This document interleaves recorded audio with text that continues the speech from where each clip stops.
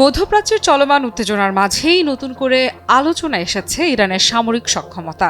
ইরানের ইসলামী বিপ্লবী গার্ড বাহিনী বা আইআরজিসি জানিয়েছে তাদের চলমান সামরিক অভিযান ট্রু প্রমিস 4 এর আওতায় আবারও দফায় দফায় হামলা চালানো হয়েছে ইসরায়েল ও যুক্তরাষ্ট্রের সামরিক বাহিনীর ওপর। এই হামলার মধ্য দিয়ে ইরান নতুন ধরনের ক্ষেপণাস্ত্র ব্যবহারের ইঙ্গিত দিয়েছে, যা নিয়ে আন্তর্জাতিক অঙ্গনে শুরু হয়েছে নতুন আলোচনা।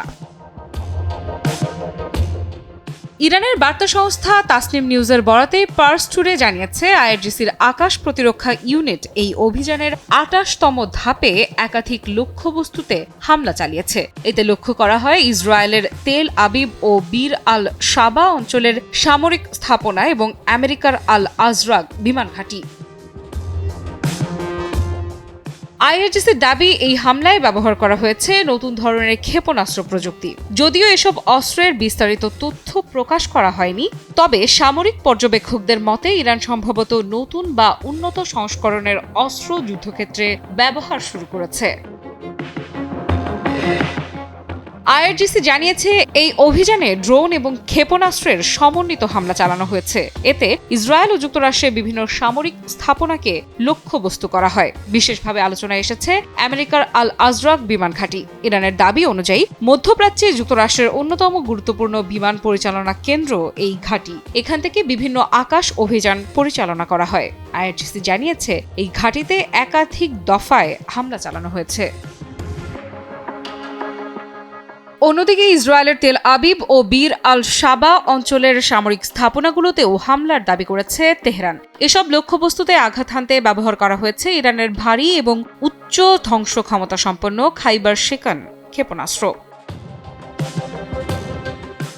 খাইবার শিকানকে ইরানের অন্যতম শক্তিশালী ব্যালিস্টিক ক্ষেপণাস্ত্র হিসেবে বিবেচনা করা হয়। তবে সাম্প্রতিক হামলায় নতুন ধরনের অস্ত্র ব্যবহারের দাবি সামনে আসায় অনেক বিশ্লেষক মনে করছেন ইরান হয়তো ধীরে ধীরে তাদের অজানা বা আগে প্রকাশ না করা সামরিক প্রযুক্তি সামনে আনছে। আইআরজিসি এক বিবৃতিতে জানিয়েছে সাম্প্রতিক এই হামলা চলমান অভিযানের একটি ধাপ মাত্র।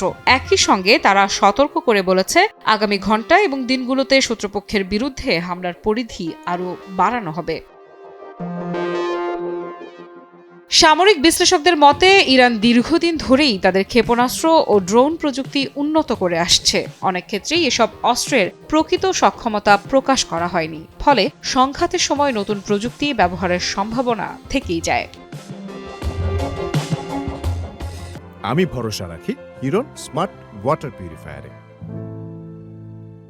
এই পরিস্থিতিতে আইআরজিসির নতুন ধরনের অস্ত্র ব্যবহারের ইঙ্গিত মধ্যপ্রাচ্যের নিরাপত্তা পরিস্থিতিকে আরও জটিল করে তুলতে পারে বলে মনে করছেন বিশ্লেষকেরা। সব মিলিয়ে চলমান সংঘাতের মাঝেই ইরান যে নতুন সামরিক প্রযুক্তি বা অজানা অস্ত্র সামনে আনছে, এমন আশঙ্কা এখন ক্রমেই জোরালো হচ্ছে। আর সেই কারণেই প্রশ্ন উঠছে, যুদ্ধের ময়দানে কে ধীরে ধীরে নিজেদের নতুন অস্ত্রের ভান্ডার খুলে দিচ্ছে তেহরান। আফরিদা ইফরা, নিউজ 24।